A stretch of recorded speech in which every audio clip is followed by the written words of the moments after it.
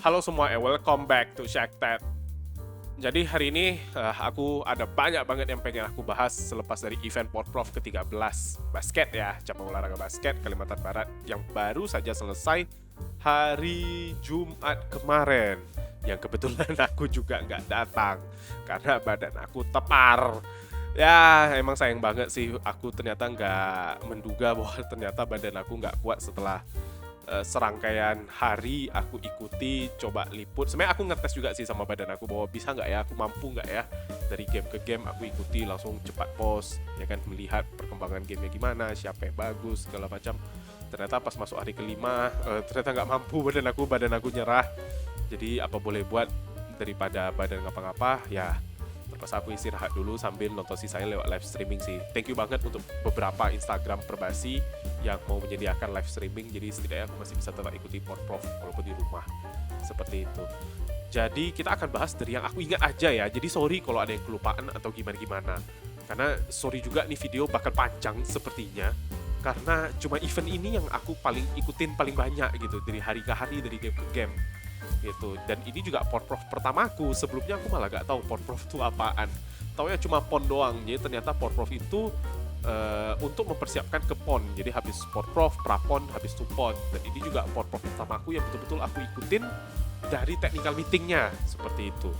Paling aku basa-basi dulu lah ya. Jadi menurutku dan sebagian orang yang aku ajak ngobrol di lapangan gitu, entah itu dari orang official tim, orang official Perbasi daerah lain, menurut mereka rata-rata bilang tahun ini adalah tahun terbaik Portprof Kalimantan Barat gitu. Aku juga nggak tahu kenapa, karena aku tak bisa bandingin. Aku nggak pernah datang di Portprof sebelumnya. Cuma menurut mereka rata-rata bilang seperti itu gitu. Dan menurut aku sih ya bisa dimaklumi, karena dari aku sendiri juga merasakan memang animo basketnya kentara gitu, wah gitu. Orang pengen nonton, orang pengen lihat, orang penasaran sama permainannya seperti apa, pemainnya siapa, staffnya siapa, coachnya siapa. Jadi mungkin memang tahun-tahun terbaik basket sih di tahun 2022 ini ya di Kalimantan Barat. Oke, jadi aku mungkin bakal bahas yang aku ingat aja ya. Jadi mungkin ada beberapa game yang betul-betul membekas di memori bakal aku bahas. Jadi mohon maaf banget buat yang lainnya, tidak ada maksud untuk mengecewakan yang lain. Karena ada beberapa game juga yang aku nggak datang. Aku ingat salah satu DM pernah suruh bahas Ketapang lawan Singkawang 5x5 Putra. Cuma sayang waktu itu aku nggak datang. Itu aku udah keburu pulang, jadi sorry banget. Aku tahu itu katanya ketat gitu, jadi tapi aku nggak datang, jadi aku tak bisa komentar banyak gitu. Dan by the way, Pontianak full sweep gold medals di Portprof ke-13. Oke, jadi biar gampang kita coba bahas daerah-daerah per kategori gitu. Jadi kita bahas per kategori biar enak. Kita mulai dari Tri Putri. Oke, 3x3 Putri ini ada 8 daerah yang ikut. Ada Kuburaya, Ketapang, Sanggau, Melawi, Singkawang, Bengkayang, Mempawah, dan Kota Pontianak. Gitu. Nggak semua, tapi at least ya lumayan lah. Beberapa poin yang menurut aku atau beberapa daerah yang menurut aku agak membekas ya. Balik lagi penilaian subjektif aku. Di Kuburaya ada yang bagus, ada nomor 6, ya kan, JJ, kalau nggak salah dari jersey-nya sih, kan aku JJ namanya. Itu tingginya bagus, menurut aku proporsi badan juga bagus, ya kan, karena beberapa kali membantu timnya untuk protect the paint, rebounding, itu ada nomor 6. Nomor 48 juga scoring to go playernya ya, menurut aku 48 karena dia berani drive, berani penetrasi ke dalam. Lalu Ketapang juga ada yang bagus, ya kan, ada nomor 1, Sylvie, yang kebetulan aku juga kenal, karena sebelumnya aku ada visit ke klub Tenaga Baru yang bisa kalian lihat di post sebelumnya itu, jadi aku udah tahu dia sebelumnya, ternyata dia bela Ketapang gitu. Wah, dia itu carry berapa game itu buat melaju terus bawa Ketapang, itu luar biasa sih dia, ya kan.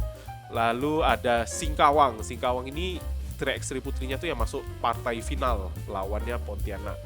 Dan di Singkawang ini aku yakin semuanya yang nonton pasti setuju sih. Ada nomor 10, Elvira Bong. She is playing good gitu, seperti tim putranya 3x3. Elvira ini juga jadi one man army-nya nih buat Singkawang 3x3 Putri nih. Luar biasa sih Elvira nih, maksud aku dia bisa bawa bola dengan baik, dia sabar gitu, dia tahu terarah dia mau kemana. Dan aku paling suka tuh ketika dia lay up gitu, bahwa dia bisa swing armnya buat cari fall. Jadi kayak cowok banget gitu cara mainnya gitu si Elvira ini. Jadi salut banget lah buat Singkawang, ternyata masih ada pemain seperti ini atau banyak pemain seperti ini. Lalu terakhir ada Pontianak, ya you guys know lah, ada Nita dari Ubaya freshman, ya kan, baru naik. Queenie yang masih SMA, ya kan, big man dari Petrus. Ada Wiguna nomor 7 kalau nggak salah, yang jujur aku baru pertama kali nonton dia gitu, atau aku baru recognize dia tuh baru-baru di Porprov ini. Lalu ada satu lagi kalau nggak salah namanya Dian, yang juga tuh memberikan impact buat tim ini. Nah, memang masih susah tampaknya mengalahkan Pontianak di Track Putri, karena aku udah nonton di live-nya pas aku nggak datang itu. Apalagi memang size does matter gitu. Queenie menurut aku impact-nya gede banget sih. Mau main sama siapapun, kalau big man kayak Queenie yang bisa shooting perimeter atau bisa tembak 3 point, bahkan rebounding, kayaknya aman-aman aja lah itu tim.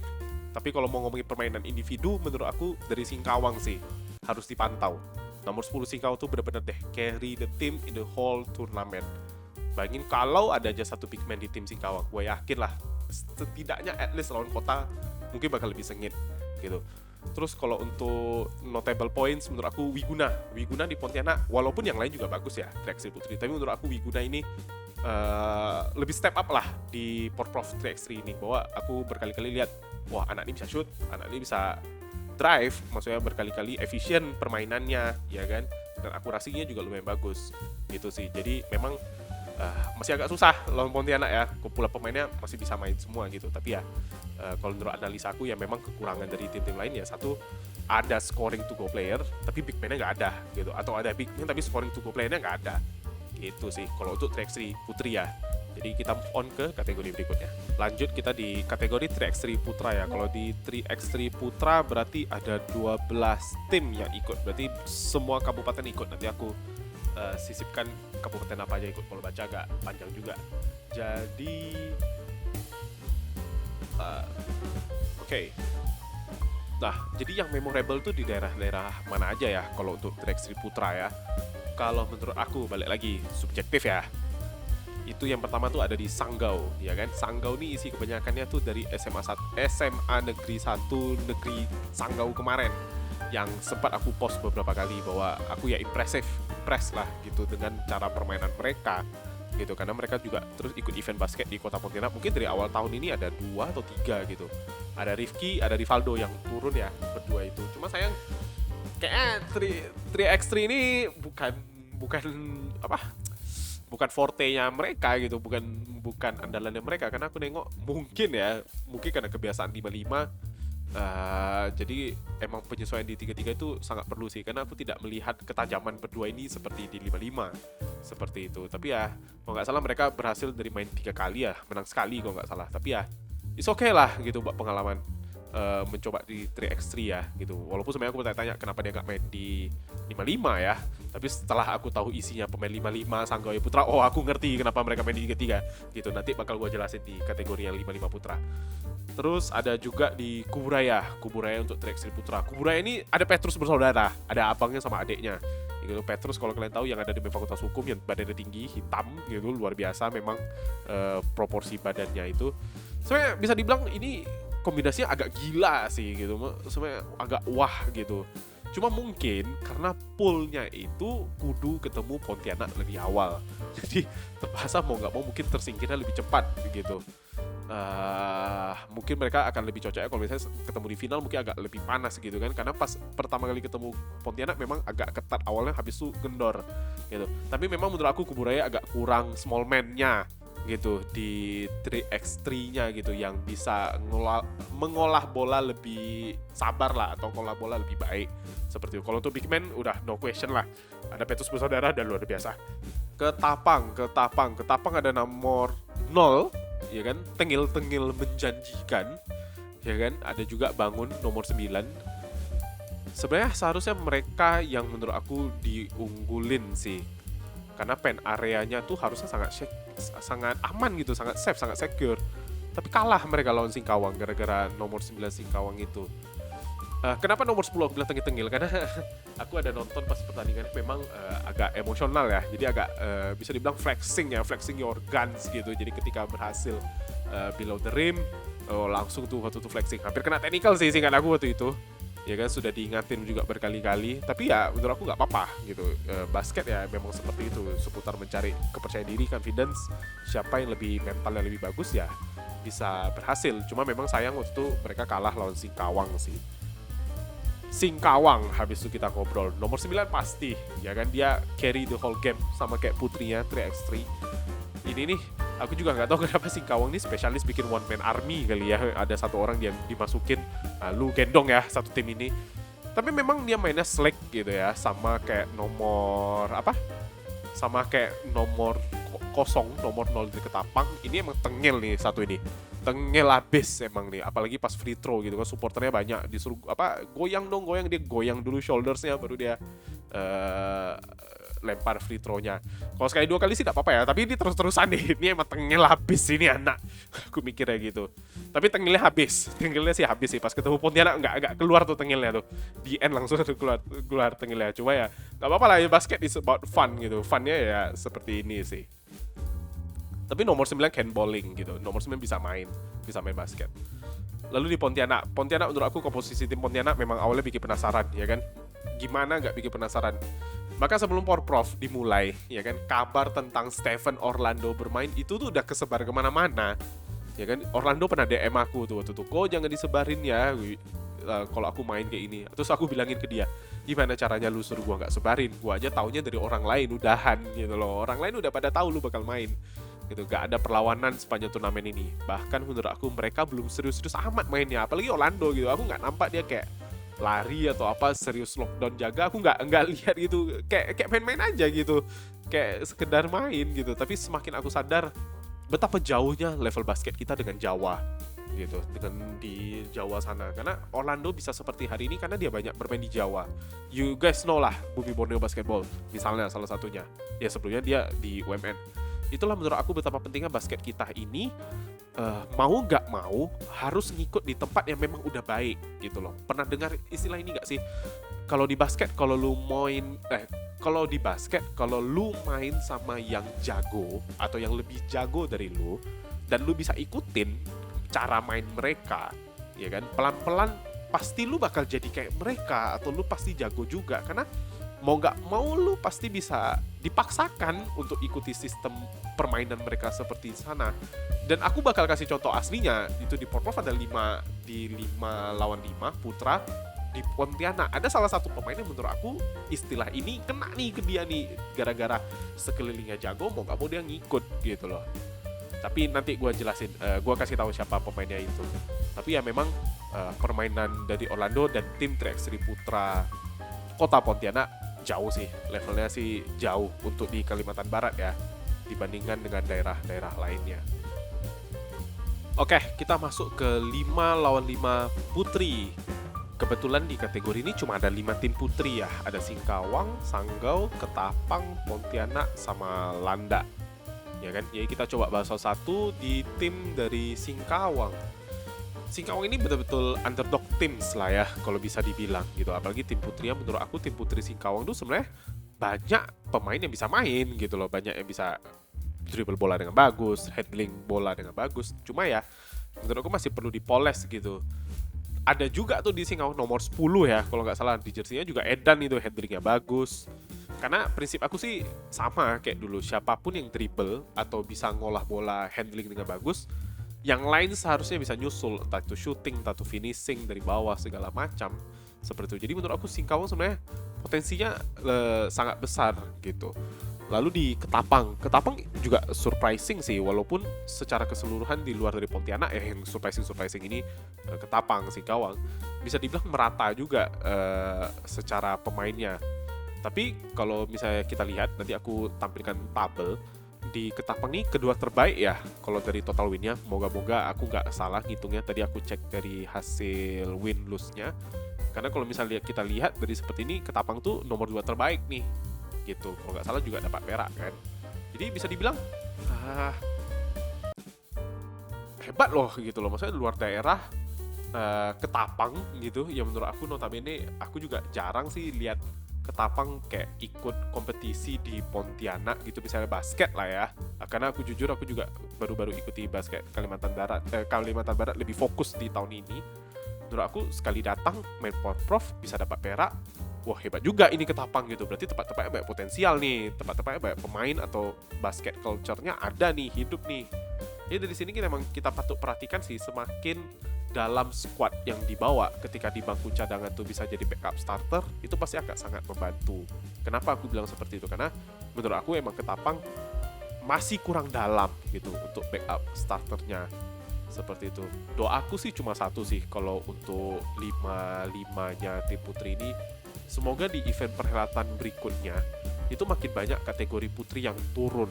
Karena dengan semakin banyak event, semakin kemampuan sebenarnya dari tiap pemain itu baru bisa kelihatan gitu. Jadi kalau misalnya nggak ikut event, nggak rajin ikut partisipasi, kita nggak tahu nih ini pemain bisa main sampai mana, dia bagusnya gimana, kurangnya gimana. Bahkan dengan cuma round robin 5 tim ini menurut aku juga ya masih banyak yang bisa dieksplor sebenarnya gitu.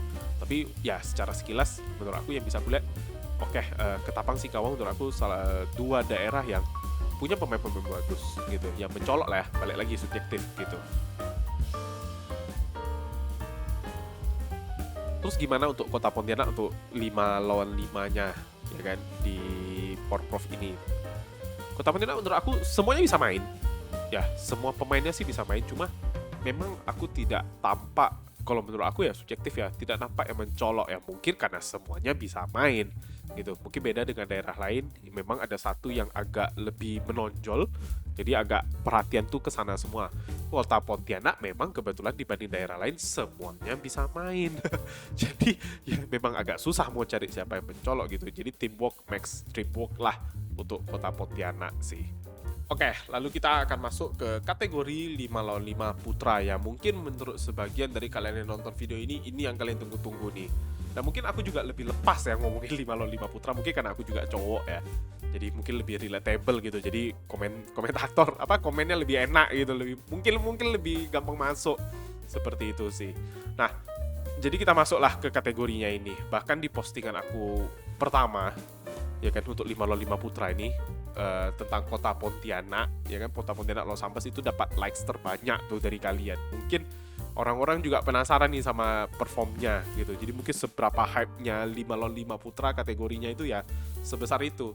13 kabupaten turun semua ya di kategori ini. Jadi kita coba bahas yang memorable apa-apa aja di sini ya kan. Tapi untuk 5 lawan 5 putra di awal aku berani ngomong top teams menurut aku ya kan. Kalau aku Sanggau ya kan, lalu ada Sambas menurut aku ya, Kuburaya, Kota Pontianak jelas, dan mungkin yang terakhir Ketapang. Oke, kita bahas satu-satu daerah ya kan. Kenapa Sanggau ya kan, kenapa aku berani sebut Sanggau? Karena menurut aku tim ini stack gitu loh. Stack itu maksud dalam arti itu berlapis gitu, pemainnya tuh full ya kan, ya enggak sih? Dari starter sama benchnya itu bisa main semua ya kan. Ada Hugo ya kan yang dibawa balik dari UPH, terus ada Avon dari STBHB kemarin, ada Rere, ada Felix yang dari Petrus, ada William yang dari Visip Untan kemarin, ada juga pemain WD yang juga main kemarin nomor 6 ya kan. Ada big man mereka yang juga aku gak kenal nomor 14 yang bodinya juga bagus dan gede besar, sama ada yang lain-lainnya ya kan. Nah, jadi small man sama big man Sanggau sebenarnya sudah sangat meyakinkan ini Sanggau nih untuk bisa menang nih, sangat meyakinkan. Jadi aku baru pertama kali juga menonton permainannya Hugo sebenarnya. Walaupun dia dari Petrus juga, tapi ternyata permainan dia tuh sangat agile ya kan, lincah, berapi-api banget mainnya. Bahkan sering banget dia nge-hype kawannya kayak, ayo jangan gitu ya kan, sampai dipukul tampar gitu kan. Walaupun kayak kawan-kawannya juga udah capek mungkin ya, bahkan mungkin malas juga di-hypein lagi sama si Hugo. Tapi Hugo terus-terusan begitu. Tapi memang every team needs a player like Hugo gitu, untuk semangatin tim balik lagi, untuk bisa tahu lu salahnya apa gimana gitu. Cuma memang menurut aku masih muda. Jadi menurut aku Hugo mungkin bisa lebih sabar sedikit dalam pembawaannya, terutama di pembawaan bola ya. Kalau misalnya dia bisa seperti itu, menurut aku dia bisa maju banget sih di basket gitu. Lalu ada Avon di STBHB yang dari STBHB kemarin gitu, biar kalian kenal. Menurut aku mungkin ini perform terbaiknya setelah dari STBHB kemarin kalau dibandingkan sama satu cup sebelumnya ya. Atau karena menurut aku tim ini sebenarnya lebih mensupport play-nya dia gitu. Walaupun ditempatkan sebagai big man di sini, Avon terlihat bebas menurut aku bermain di sini. Dia aktif di bawah rim, ya kan, shooting perimeter juga bukan masalah. Jauh berkembang di Porprov kali ini gitu loh. Getting block shots, main defense, bagus banget Avon main di game kali ini. Rere Felix sendiri udah lumayan lama sih aku ikutin ya, karena ikuti Petrus. Jujur aku emang suka cara mainnya berdua ini untuk level anak SMA gitu. Rere itu ya kalian tau lah, lompat kemana-mana, terbang sana, terbang sini, ya kan. Easy pointsnya pasti ya 90% masuk lah gitu. Kalau Felix tuh kurang lebih kayak si Roy B itu dari Kuburaya, ya kan, long range, ya kan, pembawaannya kalem. Cuma kayak di Porprov agak kelewatan nih kalemnya, malah emotionless. Aku juga nggak tahu kenapa nih. Tapi berdua itu bagus gitu cara mainnya. Lalu untuk di Sambas nih actually full of surprise juga ya. 2 atau 3 pemain yang memorable lah di memori aku. Ada Felix, Jeremy, terus Eddie. Felix sendiri ini aku tahu dari Widya Dharma kemarin, ya kan. Cuma nggak gitu tampak mencolok menurut aku di Widya Dharma kemarin. Jauh banget ketimbang di main di Sambas ini, main di Porprov ini. Karena aku merasa leadershipnya muncul di sini gitu. Karena kalau nggak salah ada game lawan kontra Kota Pontianak ya, walaupun skornya agak jauh. Tapi aku melihat leadershipnya lagi ditantang, di challenge gitu. Lu mampu nggak bawa tim ini? Gitu. Makanya gue nggak sabar melihat dia melangkah jauh mana lagi di basket, terutama untuk Widya Dharma ya, untuk main di mahasiswa kategori, karena gue tahu Widya Dharma sama Fakultas Hukum tuh biasa kelasnya pasti seru banget. Jadi moga-moga Felix tetap main basket ya, supaya tahun depan kalau ada event kita bisa nonton Felix main di lapangan lagi. Jeremy sendiri aku dengar tuh adalah pemain Sambas yang kuliah di Jakarta, kalau nggak salah ya, nanti correct me if I'm wrong. Aku tanya dari mereka sih, anak-anak itu mainnya juga ngotot nih, aku suka nih anak nih mainnya ngotot, dan shootingnya juga bagus gitu. Berapa kali dia shooting tuh bikin tiebreaker atau momentum balik buat Sambas. Lalu terakhir ada Eddie nomor 3 dari Sambas.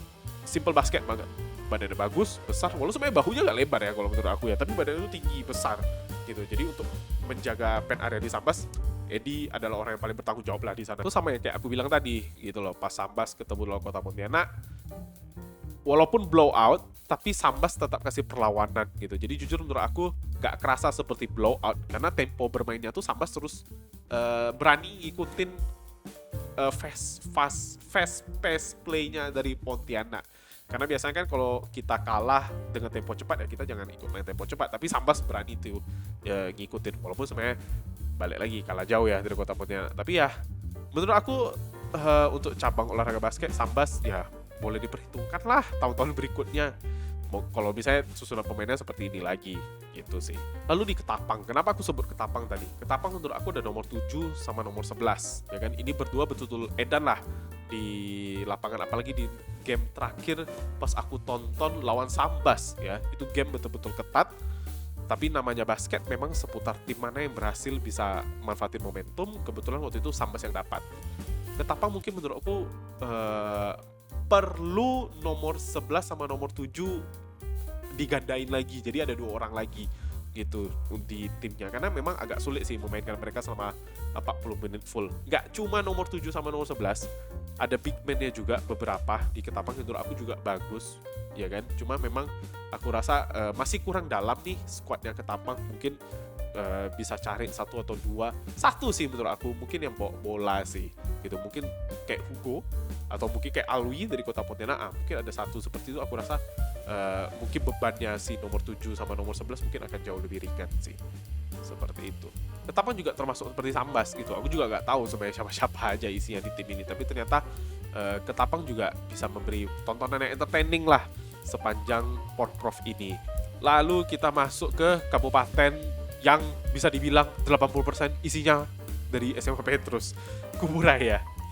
Ya kayaknya isinya tuh dari SMA Petrus semua, atau enggak dari ex Petrus. Ada Jackie, Roy B, Sylvester, Stefan, Edward, ada Nelson. Lalu ada dari ex Petrus, ada Mario yang juga jadi senjata andalan di WD kemarin. Ya permainan Kuburaya sebenarnya tetap ngandalin mereka-mereka ini gitu loh, fast pass, small ball. Dan tentu game yang paling membekas ya game mereka kontra Sanggau sih yang aku ada tonton, yang highlightnya ada di YouTube aku, kalian bisa coba cek. Kalau misalnya ngomongin permainan secara individu sama seperti daerah lain, menurut aku Stefan sih, ya kan. Kalau anak ini bisa bawa bola seperti Alwi gitu, ya kan, level yang harus dia kejar menurut aku seperti Alwi lah minimal. Aku rasa masa depan basket dia pasti bakal bersinar, karena di umur sekarang aku rasa dia jauh banget dibandingkan seumuran dia yang lainnya gitu. Dan aku yakin harusnya sih dia bisa bersaing di Jawa untuk posisi guard kecil ya. Tentu ya banyak perbaikan lah, fisik, dribble, ya kan, power dribble segala macam. Tapi menurut aku dia bisa. Terus yang lainnya adalah gue salut sama Edward sih, ya kan, form shootingnya bagus. Menurut aku dia shooter yang bahaya sih kalau dia terus main basket.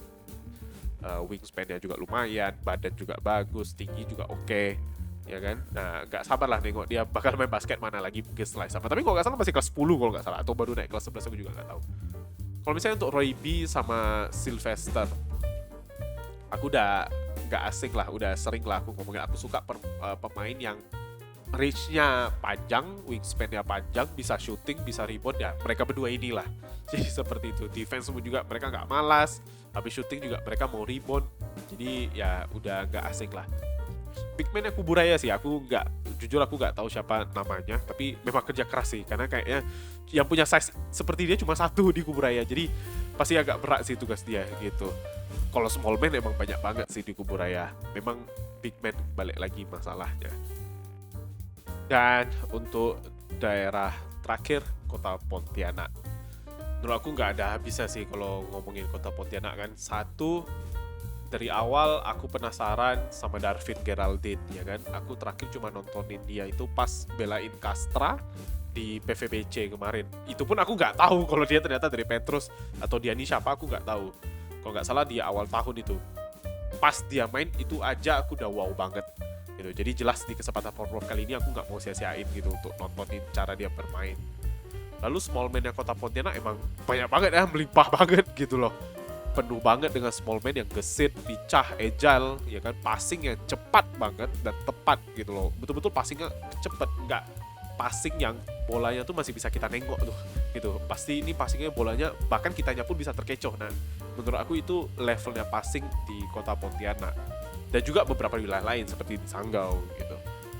Cuma yang membekas balik lagi secara subjektif ya, menurut aku itu Alwi gitu.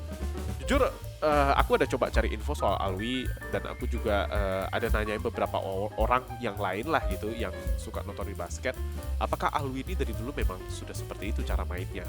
Katanya sih paling banyak meningkat karena setelah dia pergi Jawa gitu. By the way, Alwi itu kuliah di Brawijaya Malang. Browsing sedikit, ternyata ada satu halaman yang tulis di sana bahwa si Alwi ini punya cita-cita pengen jadi pemain basket profesional. Ya, kalau misalnya lihat penampilan dia sekarang, menurut aku itu nggak mustahil ya. Kalau menurut aku, balik subjektif. Ya kan, gimana ya cara deskripsikannya? Passingnya tuh bagus, efisien gitu, efektif. Ya kan, jadi bukan passing yang lenje-lenje gitu, bukan kayak aku bilang tadi. Handling bolanya tuh kayak ada satu netizen aku nengok story meliuk-liuk lah katanya gitu. Karena dia emang bisa bawa bola dengan bagus gitu. Betul-betul bisa lewati yang orang defense gitu, dia bisa lewat dengan gampang gitu. Bahkan aku belum ada melihat, termasuk di final aku belum ada lihat siapa yang bisa defense dia ketika dia bawa bola. Seperti itu sih. Apakah dia juga bermain seperti itu di Malang? Aku nggak tahu. Aku ada coba cari footage-nya main, aku nggak ketemu. Lalu katanya juga dia sempat main buat di Merdeka pas kakak kemarin. Aku juga nggak nonton, jadi aku juga nggak tahu permainan dia sebelumnya. Tapi kalau misalnya melihat cara permainan dia di Porprov sekarang, menurut aku memang the sky is the limit ya untuk dia. Karena menurut aku ya guard junior bolehlah, contoh salah satunya si Alwi ini, or at least ambillah 1-2 skill dari dia, apalagi cara ngolah bola dia boleh dijadikan contoh. Lalu tentu the most anticipated player ya yang ada di Kota Pontianak itu mungkin Darvin Geraldine. Memang dia ini is on another level sih. Bahkan menurut aku dia mainnya belum serius banget, ya kan? Sama kayak Orlando di 3x3 Putra, belum serius banget juga dia mainnya. Dan dia di sini mungkin sudah 1 atau 2 level lebih tinggi sebenarnya cara bermain basketnya. Dia tenang, dia tahu kapan dia harus block, dia tahu kapan dia harus shooting, posisinya di mana. Jadi ya memang ternyata bermain di luar itu sangat pengaruh besar seperti itu. Dan memang ketika dia di lapangan menurut aku ya itu sangat intimidasi banget sih buat lawannya. Jadi kalau mentalnya nggak kuat sih bisa down duluan. Apalagi pas pemanasan kayaknya rutinitas banget tuh dia ngedang gitu. Wah, itu pasti bisa down banget tuh lawannya kalau nggak siap. Oh, terus aku ingat lah istilah yang aku bilang tadi bahwa kalau kalian main sama yang jago terus, pelan-pelan kalian akan ikut jago juga. Nah, di Kota Pontianak ada satu pemain yang menurut aku seperti itu. Ada Kolik, aku nggak tahu baca yang mana yang benar. tapi seingat aku dia bermain di FK Kedokteran Untan kemarin karena dia ada main di sana, jadi aku tahu dia bermain dari sebelumnya dan setelah dia bermain di Kota Pontianak ini. Menurut aku ya jauh banget berubah, karena sepertinya dia emang harus paksa diri dia supaya bisa ikut ritme bermainnya di tim Kota Pontianak. Tapi menurut aku dia bisa gitu loh, dia bisa imbangi. Dan ini menurut aku contoh nyatanya dimana ketika kamu merasa kamu tidak jago di satu tempat lingkungan basket dan di tempatmu itu memang banyak yang jago-jago, udah ikut aja gitu kan, ikut aja main terus gitu, atau ikut latihan mereka. Nanti pelan-pelan kamu juga akan seperti dia, sadar kamu sadar atau tidak gitu loh. Dan Kolik ini adalah contoh nyata bahwa ya yang penting lu ikut gitu loh, yang penting lu bisa berhasil. Karena Kolik pada dasarnya memang tidak jelek-jelek banget, tapi memang mungkin di tim-tim pemain-pemain di Kota Pontianak bisa supply dia, bisa support dia tentang cara bermainnya dia dan segala macam, sehingga agak enak kita lihat dia main di Kota Pontianak ini sih gitu. Hasil akhir Kota Pontianak gold sweep ya, sapu bersih semua emas di Porprov cabang olahraga basket ini. Dan memang kalau menurut sebagian orang ya kan, ngomong realistisnya memang sudah bisa ketebak gitu menurut prediksi sebagian besar orang. Cuma mungkin yang nggak ketebak adalah tim-tim dari daerah yang ternyata bisa kasih perlawanan buat Kota Pontianak. Itu mungkin yang nggak bisa ketebak. Nah, di video ini juga aku pengen titip pesan, terima kasih sebesar-besarnya untuk semua daerah yang tetap dan terus menjalankan pembinaan basket di wilayahnya masing-masing. Karena kita betul-betul nggak tahu siapa bintang selanjutnya dan berasal dari mana dia gitu. Aku juga bicara untuk daerah seperti Sintang yang aktif banget menurut aku, terus Melawi, ya kan, Kapuas Hulu yang juga ikut turun. Terus di mana lagi, Ketapang yang aku juga jarang banget aku dengar, ternyata sekali turun full of surprise. Sambas, Sanggau, Sekadau, mana lagi? Ini menguji geografis aku. Pokok daerah-daerah di luar dari Kota Pontianak yang terus menjalankan pembinaan untuk basket gitu. Terima kasih banget gitu, karena memang semuanya dimulai dari pembinaan basket. Cuma kalau aku boleh beri pesan gitu, beri saran lah kalau dari aku ya, kayaknya boleh deh nampaknya perbanyak studi banding dengan coaching coach manajemen apa sih istilahnya, coaching staff ya kan, coaching staff dengan Kota Pontianak, pemain Pontianak, pelatih Pontianak. Karena aku rasa hal-hal seperti itu memang perlu dilakukan supaya skill sama levelnya tuh bisa mengikuti di kota. Karena kita mungkin agak pahit, mungkin bahkan di Pontianak sendiri kalau bisa bermain di luar mungkin juga masih ketinggalan berapa banyak levelnya. Jadi at least kita susul dulu Kota Pontianak, daerah-daerah ini. Nah, nanti tugasnya Kota Pontianak lah untuk mengejar ketertinggalan di luar pulau gitu. Menurut aku ya, saran dari aku gitu, supaya basket daerah juga bisa maju. Pontianak juga punya beban ya kan, karena nama dia kan pasti berat banget di bebannya, dan mereka juga pasti akan terus membenah diri gitu, harus berkembang seperti apa lagi. Dan aku rasa memang tahun ini walaupun baru ikut pertama kali, tapi memang menurut aku ini Porprov terbaik ya kan, karena semakin banyak dari pelatih daerah atau pemain daerah yang bisa terlibat dengan basket di Kota Pontianak, bahkan bisa main ke luar Pulau Jawa misalnya, karena kita lihat banyak pemain dari luar Jawa yang diminta tolong pulang buat main. Dan menurut aku itu impactnya lebih besar lagi untuk masing-masing daerah gitu. Jadi moga-moga Porprov berikutnya mungkin bisa lebih heboh lagi sih. Oke, mungkin segitu aja video kali ini. Jadi menurut aku ini bakal jadi video terpanjang gitu, dan betul-betul ngandalin ingatan doang dan kondisi badan yang masih setengah demam, sakit, meler. Tapi ya supaya tidak terlalu lama ya kan, supaya tidak terlalu banyak kelupaan juga, dan memori-memori yang berkesan bisa aku sampaikan. Cuma aku optimis banget gitu. Basket daerah kita Pontianak ataupun Kalimantan Barat dari sini rasanya sih pasti akan terus naik sih. Jadi mohon maaf kalau ada yang kelewat atau yang nggak ke cover. Ntar yang nggak ke cover aku bakal balesin deh di Instagram story. Jangan kalian nanya aja di sana, nanti aku balas di sana. Dan itu aja sih. Jadi sampai jumpa di video-video selanjutnya. Dadah.